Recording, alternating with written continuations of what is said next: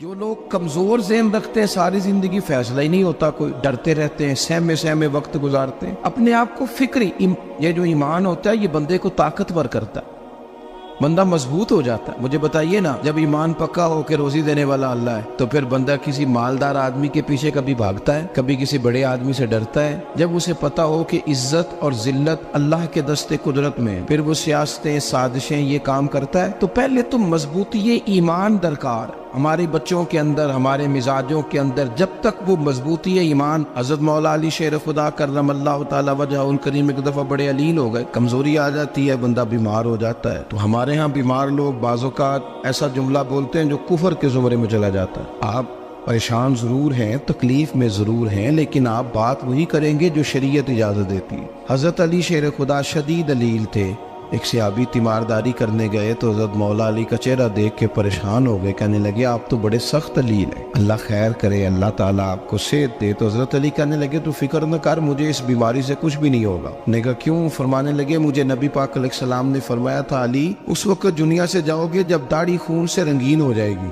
تو اس کا مطلب ہے میں خنجر کے وار کے ساتھ شہید کیا جاؤں گا، میں بیماری سے دنیا میں نہیں جاؤں گا، میں یہ بیماری سے مجھے کچھ بھی نہیں ہوگا، اللہ مجھے شفا دے دے گا، چونکہ حضور نے فرمایا کہ ساڈے نبی دی زبان ساڈے واسطے قرآن۔ تو سب سے پہلے تو اپنے ایمان کے اندر، توکل کے اندر مضبوطی پیدا کریں۔ مسلمان دیکھو نا، نماز پڑھنے سے روزی میں برکت ہوتی ہے، تو پھر اس کا مطلب یہ ہے کہ جب ٹائم آئے نا نماز کا تو گاہک جتنے مرضی کھڑے ہوں پھر دکان بند کرنی چاہیے، پھر نماز پڑھنی چاہیے، کیونکہ روزی تو اللہ نے دینی ہے، گاہکوں نے تو دینی۔ تو سب سے پہلے ضروری ہے مضبوطی ایمان، توکل، اللہ کی ذات پر بھروسہ۔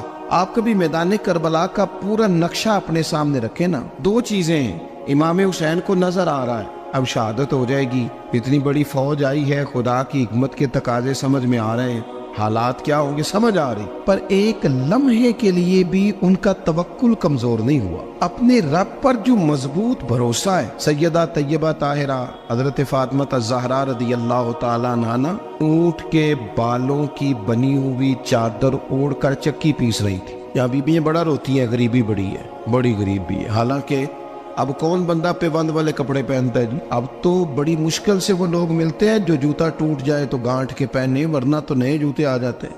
حضرت سیدہ پاک اونٹ کے بالوں کی بنی ہوئی چادر اوڑھ کے چکی پیس رہی تھی۔ نبی پاک صلی اللہ علیہ وسلم نے دیکھا، آنکھوں میں آنسو ضرور آئے، پر محبوب نے فرمایا فاطمہ دنیا میں تھوڑی سی تکلیف برداشت کرو، قیامت کی ساری عزت اللہ آپ کو ہی عطا فرمائے گا۔ تو توکل کی مضبوطی، اللہ کی ذات پر بھروسہ، اپنے رب کریم کے ساتھ امیدوں کا وابستہ کرنا، اس سے مضبوطی آئے۔ دوسرا فرمایا وَعَمِلُوا الصَّالِحَاتِ، بہترین عمل کیا جائے زندگی میں، نیک اعمال کیے جائیں، وقت ضائع نہ کیا جائے، ہر وقت کوئی نہ کوئی کام بندہ کرتا رہے۔ یہاں بہت سارے لوگ ہیں جن کو لوگ نیک کہنا شروع کر دیتے ہیں نا، وہ سمجھ لیتے ہیں شاید ہم سچی مچی نیک ہیں۔ لوگ جو کہتے ہیں حضرت صاحب کی بلا، پیر صاحب کی بلا، میں یہ طالب علموں کو، دوستوں کو، بلکہ اپنے آپ کو بھی کئی دفعہ کہتا رہتا ہوں، اپنے آپ کو سمجھاتا ہوں کہ یہ لوگ تجھے کہہ رہے ہیں حضرت صاحب، یہ تو رات کو تو اپنے آپ سے پوچھنا، اپنے رب سے پوچھ، کبھی موقع ملے تو اپنی گریبان میں جھانک، غور کر کے تیری کیفیت کیا ہے، تنہائی میں تیرا دل اللہ سے جڑتا ہے کہ نہیں،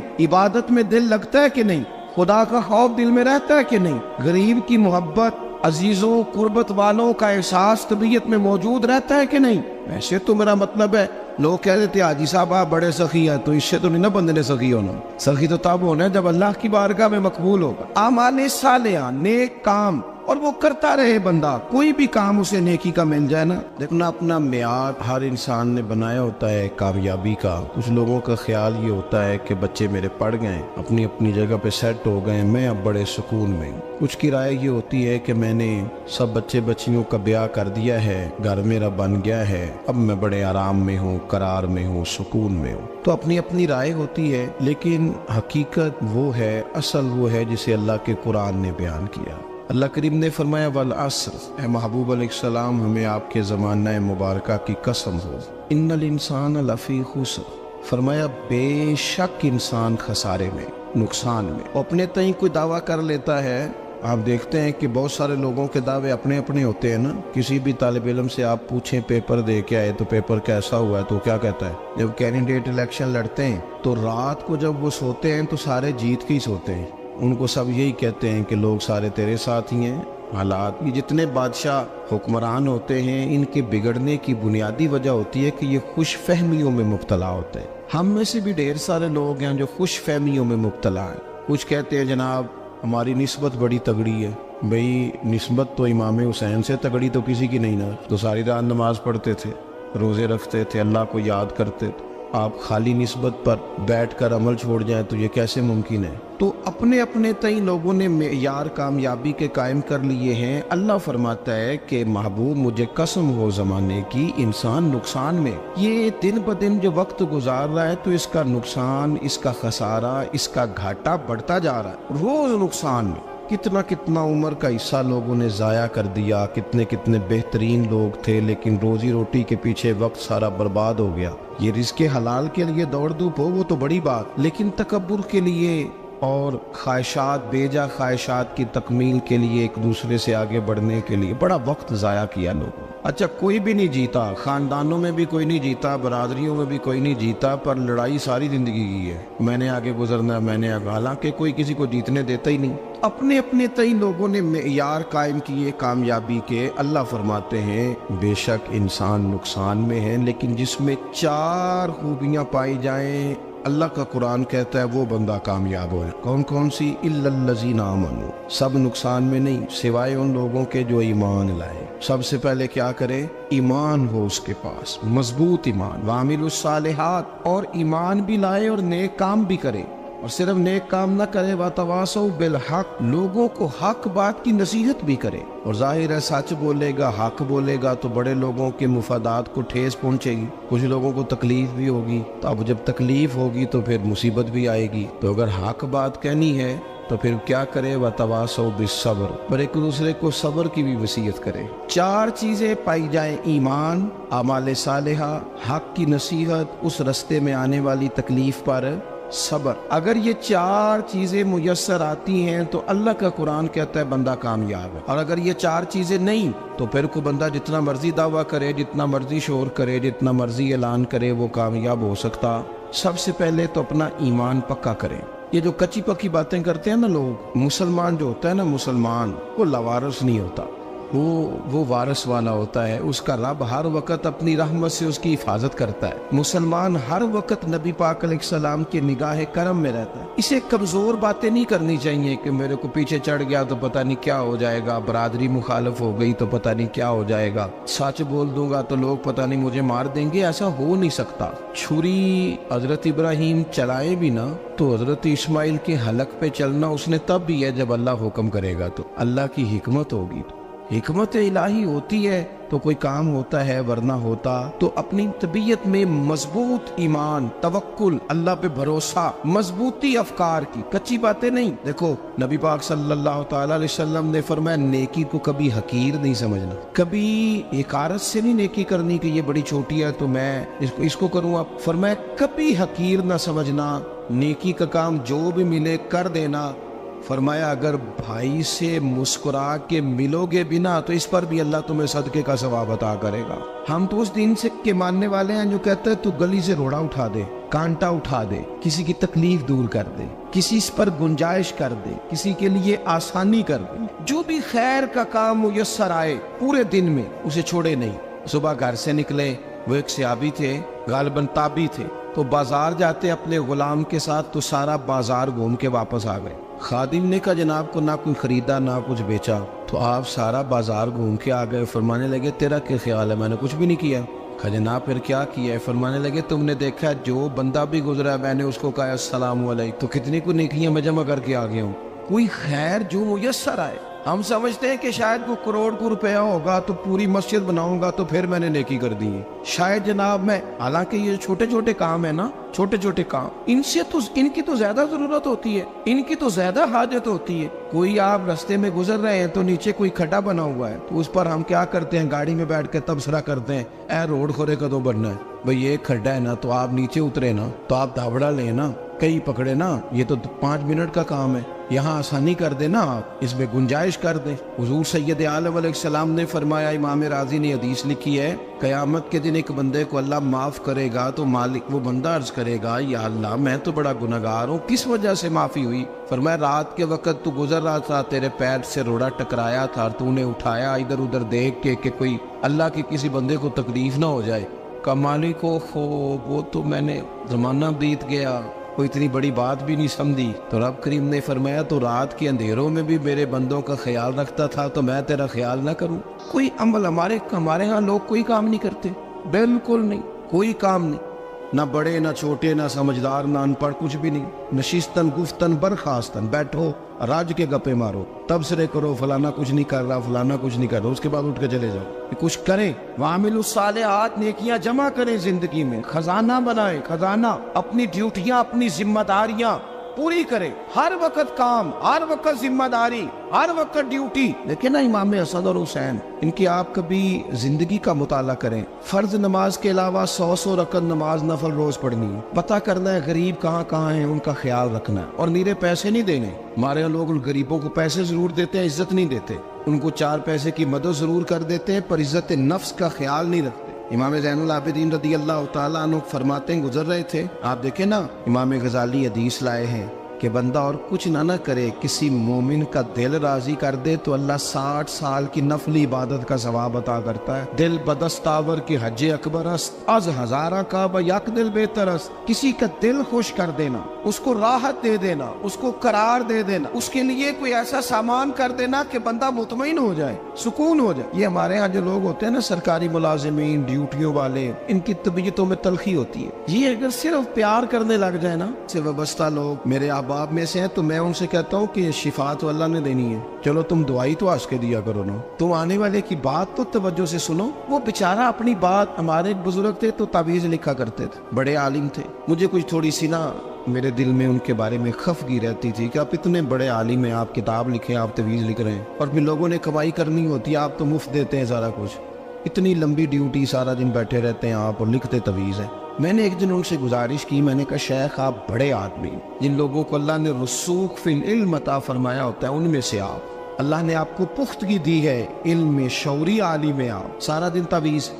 فرمانے لگے یار میں تعویذ نہیں لکھتا، اصل مسئلہ یہ ہے کہ جو تعویذ لینے آتا ہے وہ اپنا سارا دکھ سناتا ہے، تو میں تعویذ نہیں لکھتا، میں نہ بس لوگوں کے کلیجے ٹھنڈے کرتا ہوں، میں کسی کا، اب تو بچوں کے پاس ٹائم ہی نہیں، وہ تو ابا کا دکھ نہیں سنتے، تو بیٹھتے ہی نہیں۔ اماں کہہ رہی ہوتی ہے کہ پتر کو 10 منٹ میرے پاس بھی بیٹھا کر، لیکن پتر مصروف بڑا ہے، ویڈیو چڑھانی ہے اس نے۔ ہم الجھ گئے، یہ چیزیں انسان کو نفسیاتی طور پر کمزور کر دیتی ہیں، جو لوگ زیادہ یہ کام کرتے ہیں ان کے حافظے کمزور ہو جاتے ہیں، وہ الجھ جاتے ہیں، انہیں پتہ نہیں ہوتا رات میں نے کیا کہا تھا، صبح میں کیا کہہ رہا۔ ہر وقت نہیں، ضرورت کے وقت، ہر ٹائم نہیں، مخصوص اوقات میں۔ حضرت امام زین العابدین رضی اللہ تعالیٰ عنہ فرمانے لگے، ہم گزر رہے تھے، امام حسین ساتھ تھے، تو رستے میں نہ کچھ غربا، غریب لوگ بیٹھ کے کھانا کھا رہے تھے، کہتے ہماری ان پر نظر پڑی تو انہوں نے حضرت امام حسین رضی اللہ تعالیٰ عنہ سے کہا حضور آئیے تشریف لائیے کھانا کھائیے۔ وہ ضروری نہیں ہوتا آپ کو سب کا کھانا پسند ہی آئے، ٹیسٹ اپنے اپنے ہوتے ہیں، یہ ضروری تو نہیں۔ کھانا پسند نہ بھی آئے تو دل تو پھر بھی راضی رکھنا چاہیے۔ قربان جائیں، نبی پاک نے کس طرح ہماری تربیت کی۔ حضرت عائشہ صدیقہ رضی اللہ تعالیٰ عنہ فرماتی ہیں، کریم محبوب کا میں نے یہ طریقہ دیکھا کہ اگر کھانا ناپسند ہوتا تو چھوڑ دیتے، پر کبھی اس میں سے نقص نہ نکالتے، عیب جوئی نہ کر۔ گرمی کے موسم میں کھڑی ہے بیچاری خاتون، اور کتنی مشقت سے اس نے کھانا بنایا، اور کتنی گرمی سہی ہے چولہے کے سامنے، لیکن صاحب کو کھانا رکھا ہے تو وہ کہتے ہیں یہ تو کی پکایا ہے، وہ کھانے والی چیز ہے بھئی، اس طرح کرنا، اب جو اگلی ہنڈی ہے وہ تو پکا، آنا تو کھڑا ہو۔ یہ پتہ چلی یہ کام کتنی مشقت کا ہے۔ زندگی میں کچھ تھوڑا سا دوسروں کا خیال رکھنا، یہ بھی تو دین کا حصہ ہے۔ آپ اپنی زندگی میں ہمیشہ اپنے لیے سوچیں، کسی اور کا سوچیں ہی نہ۔ تو میرے عزیز یاد رکھیں گے آپ، امام زین العابدین کہتے ہیں نبی پاک صلی اللہ تعالیٰ علیہ وآلہ وسلم نے نا حضرت امام علی مقام کی، امام حسن اور حسین کی اس طرح سے کچھ تربیت فرمائی تھی کہ غریب پروری ان کے اندر رچ بس گئی۔ مزاج بن گیا. وہ غربا بیٹھے تھے دسترخوان بچھائے سڑک کے کنارے, تو امام حسین گزرے تو انہوں نے آواز دی. امام صاحب لوگ گئے, کہنے لگے حضور تھوڑی روٹی نہیں کھا لیتے ہمارے ساتھ. تو امام صاحب آ گئے, نیچے بیٹھ گئے غریبوں کے ساتھ. کوئی جرت کرے نا, چلو امیروں نے تو غریبوں کے ساتھ بیٹھنے کی جرت نہیں کرنی, کوئی پیر ہی بیٹھ جائے غریبوں کے ساتھ, وہی مہربانی کر دے کہ میں پیر صاحب ہوں, قبلہ ہوں, تو میں ہی چلو لنگر کھا لوں مریدوں کے ساتھ بیٹھ کے.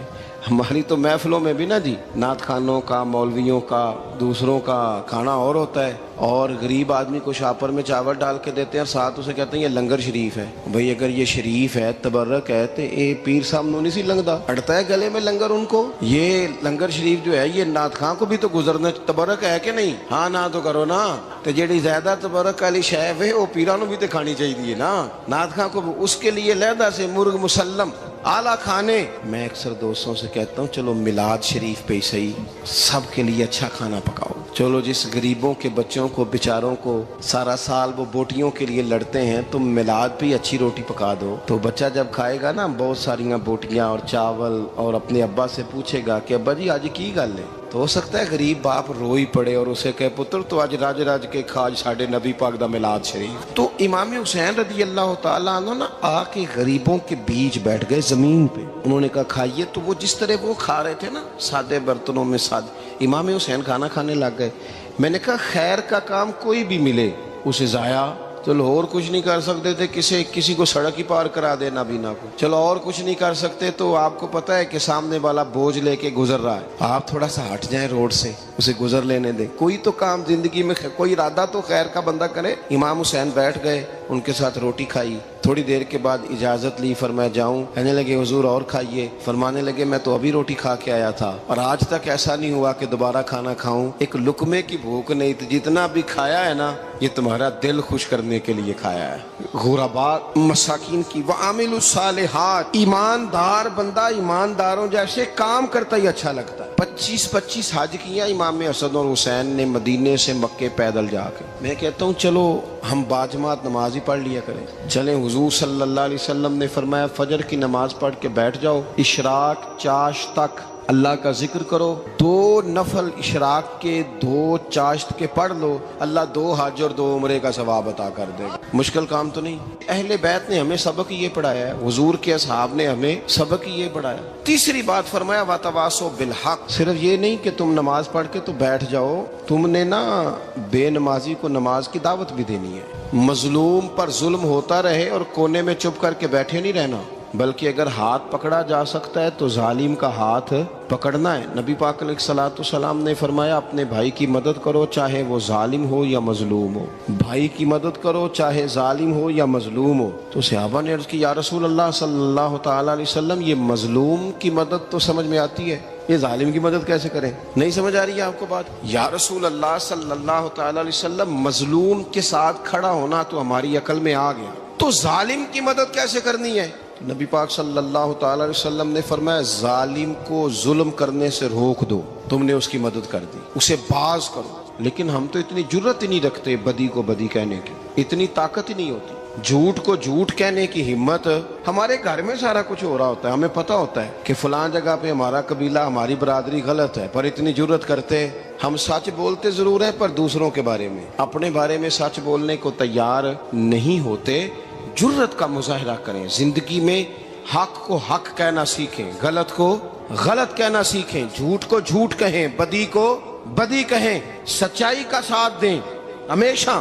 ہم نے جب تک دیکھو نا ظلم ہوتا رہے, زیادتی ہوتی رہے, اپنا دروازہ اندر سے بند کر لو, پتر باہر نہ جانا. کیوں جی؟ باہر اس پہ ظلم ہو رہا ہے, ان کے گھر آگ لگی ہے, کوئی ہمارے گھر تو نہیں نہ لگی. یاد رکھنا پڑوسیوں کی آگ نہ بجھاؤ گے تو اپنے گھر بھی آ جائے گی. اگر مظلوم کا ہاتھ نہیں پکڑو گے تو ظالم دلیر ہو جائے. اور ہمارے جتنے بھی بزرگ گزرے انہوں نے ظالموں کو ظالم کہا. امام احمد بن حنبل نے جیل کاٹی, امام اعظم ابو حنیفہ نے جیل کاٹی. آج کل لوگ کہتے ہیں مولانا صاحب آپ نے نا جناب غلط کو غلط نہیں کہنا, سیاست کی بات نہیں کرنی. کیوں جی؟ کس لیے نہیں کرنی؟ سیاست تو تدبیر کا نام ہے. بنو اسرائیل میں جتنی بھی تدبیر ہوتی تھی وہ سارے انبیاء کیا کرتے تھے. क्यों ना बात करें, ये जिन कुर्सियों पे आज तुमने जालिमों जाबिरों को बिठाया, ये कुर्सी तो हजरत अबू बकर सिद्दीक जैसे लोगों की है, ये तो हजरत उमर जैसे लोगों की सीट है, हजरत उस्मान गनी जैसे लोगों का काम है, मौला अली जैसे लोगों का काम है। गलत जगहों पे गलत लोग बिठा दी और फिर झूठे को झूठा भी ना कहे, जालिम को जालिम भी ना कहे।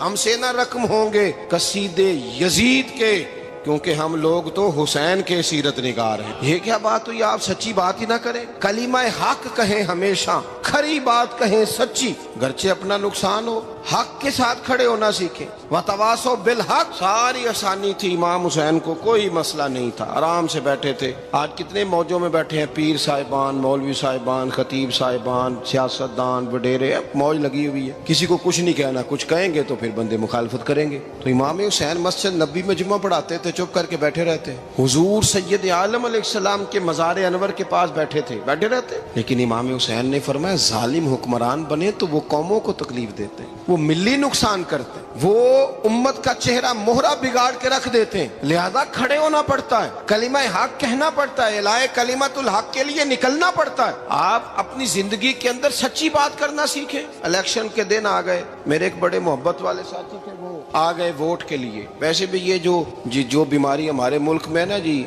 हमारे यहाँ हुक्मरान बाजों का कहते हैं, ओए हो जी जमहूरियत बड़ी जरूरी है। वो भी किस मुसीबत का नाम है जमहूरियत। इकबाल तो कहते हैं कि ये वो चीज है कि जो जिसमें पता ही कोई नहीं होता, पढ़े लिखे अनपढ़ का, छोटे और बड़े का, सियाने और बेवकूफ का। जमहूरियत वो तर्ज हुकूमत है कि जिसमें बंदों को गिना करते हैं, तोला नहीं करते रहते हो हर वक्त। कौम को उसका हक मिलना चाहिए, गरीब की मदद होनी चाहिए, इंसाफ मिलना चाहिए। बाकी ये तुम्हारी कहानियां हैं डिक्टेटरशिप और जमहूरियत, और हमें तुम्हारी समझ भी नहीं आती। हर डिक्टेटर के साथ होते हो, बातें जमहूरियत की करते हो, जहां तुम्हारा दिल करता खड़े रहते हो। हमें तो कोई उससे गरज नहीं, काम होना चाहिए। बल्कि जो लोग कुव्वत नाफजा रखते हैं उन्हें समझना चाहिए कि मुल्क की भाग दौड़ हमेशा मजबूत हाथों में रहे, और वो इस तरह का निजाम वज़ा करें, मिल बैठे सारे इदारे कि गरीब की सुनी जाए। वो मुझे बड़ी अच्छी तरह याद है, जब वो एक हुकूमत ख़त्म हुई और जो एक फौजी रह के गए थे 11 साल, उनकी हुकूमत आई तो मैं बाहर निकला तो एक बुजुर्ग थे, वो सुबह सुबह नाश्ता बेचा करते थे हमारे इलाके में, चावल और चने बने। तो मैंने उनसे कहा, बुजुर्गो पता लगा जी रात की हुकूमत बदल गई है। तो फरमान लगे, पुत्र जेड़ा मर्दी भी आ जाए, मैं तो या चौल बेच के रोटी खानी, हमें तो इनसे गरज ही नहीं। अल्लाह जाने कौन आया कौन गया, तो खेल तमाशा बनाया हुआ है। तो झूठे को झूठा कहे। मेरे एक दोस्त हैं, इलेक्शन लड़ते हैं, मुझे एक दफा आके कहने लगे, आपने कभी वोट नहीं डाला, इस दफा जरूर डाले। मैंने कहा नहीं डालता मैं। कहने लगे, वोट कौम की अमानत है। तो मैंने कहा, अमानत किसी बेईमान को दे दूं? अमानत तो अमानतदार को दी जाती। नहीं समझे आप बात? ये सारे कहते हैं ना वोट कौम की, तो अमानत किसको देनी चाहिए? सही बताओ। चलो हुण तुसीं बोलना नहीं, बस दिल च गल रखनी, दिल च। देंदे वैसे अमानतदारा नहीं हो ना? नहीं, मैंने कहा बोलना नहीं, एवं किसी को पता ना लग जाए। देते वैसे अमानतदारों को ही हो ना? ये अपने दिल से पूछो, फैसला लो, अल्लाह से डरो। जालिम का मददगार जालिम होता है, जालिमों का मददगार जालिम होता है। वो तेरे मेरे वोट पर जीत कर जब जुल्म करेगा तो फिर कौन है जो ये दावा करेगा कि जनाब मैं जालिम का मददगार नहीं? सोचो, समझो, गौर करो।